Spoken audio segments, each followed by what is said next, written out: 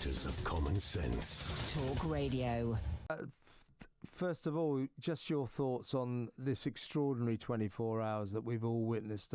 Our hearts here in London are going out to you and your people.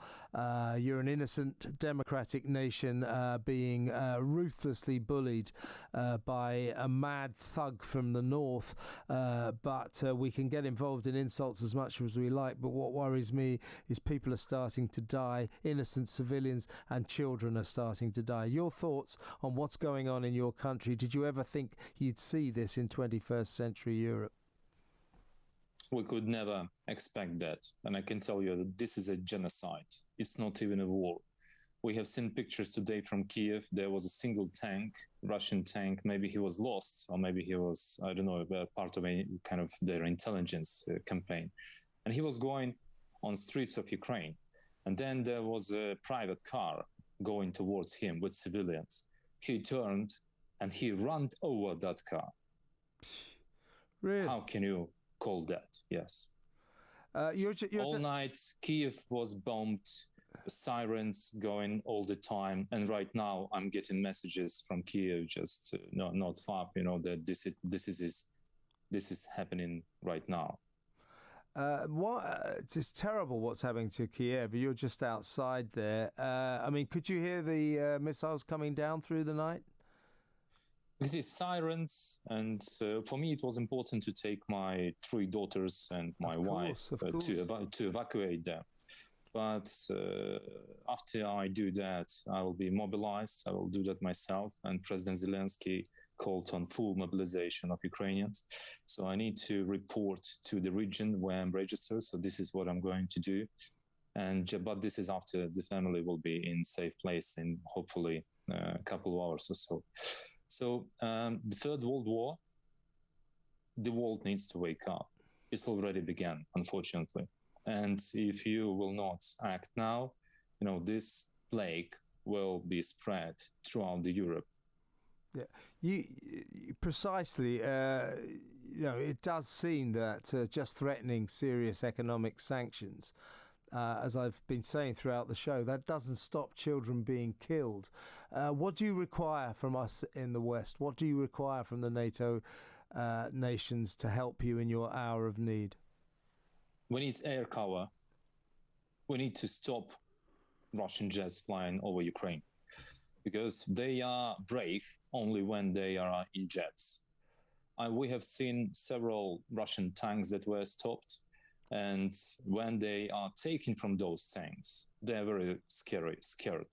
They say, "Oh, we apologize. We didn't know that this is a peaceful country," and stuff like that. And they, on the ground, they have very low chances against Ukrainian, because we protect our land, and they came here to, I don't know, I don't even know to do what. It's a genocide. It's a trial. It's a try to do genocide in the 21st century in the heart of Europe. The build-up on the border of Ukraine of Russian forces has been going on for some weeks, if not months. Yes. Now, I've spoken to people in Ukraine and Kiev before, and there was a kind of unreality about the situation. Somehow, they thought it would never happen. Did you think that, or did you always know that in the end this madman Putin would advance into your great country? Well, we were warned, but we couldn't believe that, because you need to be, I don't know, this is not even crazy. It's a kind of maniacal, I cannot explain this behavior. And more surprisingly, people of Russia, they support this. Not all of them, because we have received many messages from Russians that are saying that Putin is a criminal as well. But they send messages to us in kind of direct way. And what we ask them to do, we ask them to go out there, to go on streets and to protest about what their militant president is doing and his team. What also is important, we need to have strong reply from international community. Yesterday, we have seen kind of a try to cut Russia from SWIFT. And several countries are still thinking about that, European countries. There is no wait, no time for that.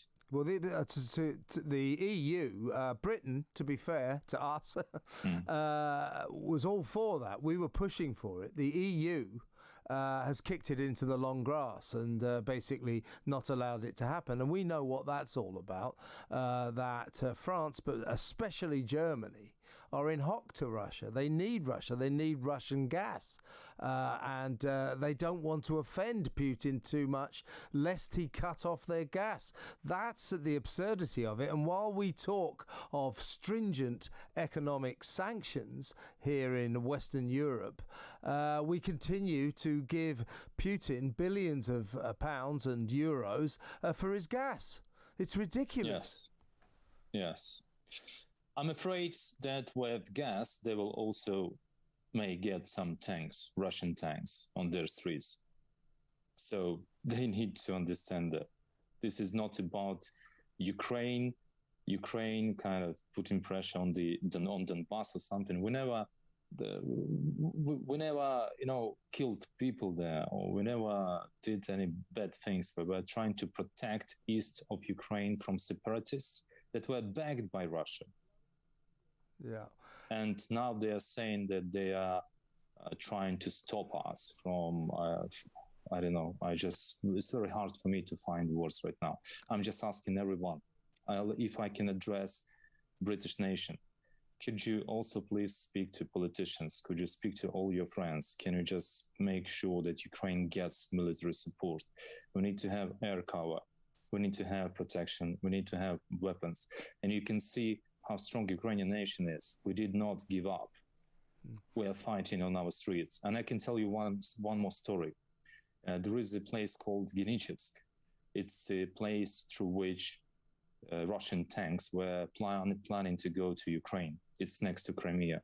So Ukrainian soldier today blow himself up on that bridge in order to stop tanks. Yes. God. It's a real story.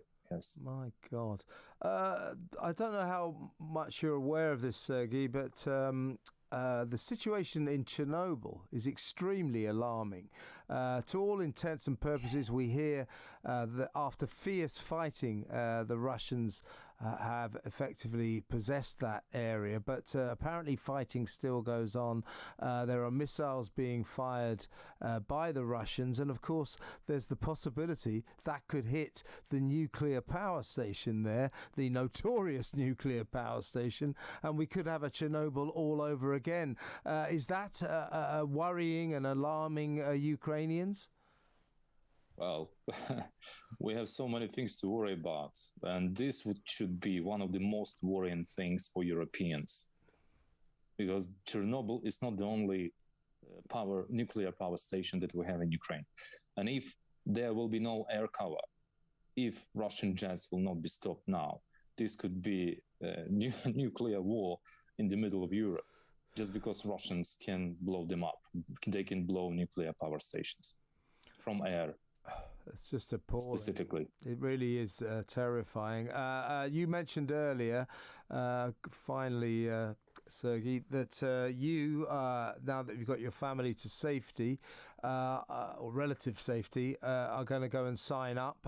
We heard that President Zelensky, who has quite rightly instilled martial law, has also, I hesitate to say banned, is requiring every man in the Ukraine from the age of 18 to 60 to remain in place to defend their country.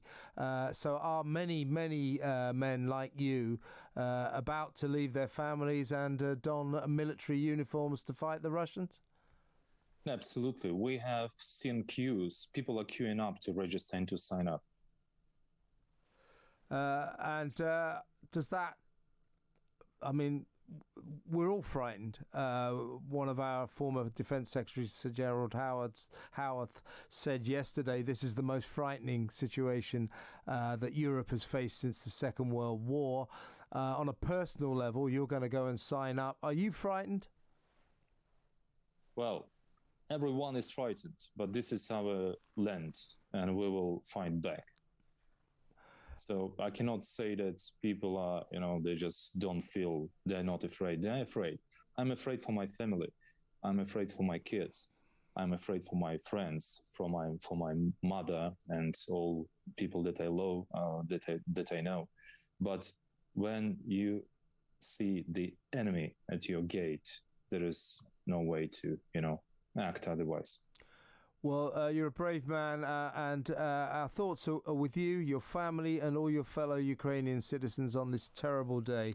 That's Sergiy Tsivkach. He's a financier based in Kiev, but he's got his family out of that beleaguered city, but he's going back in to sign up, and so are millions of other Ukrainian men. The president there has asked no men between the age of 18 and 60 to leave the country, but to stay and to fight the Russians. This is just extraordinary. Good talk. Hot talk. Bold talk. Talk radio. Listen on your smart speaker. Watch it live on your smart TV. The world headquarters of common sense. Talk Radio.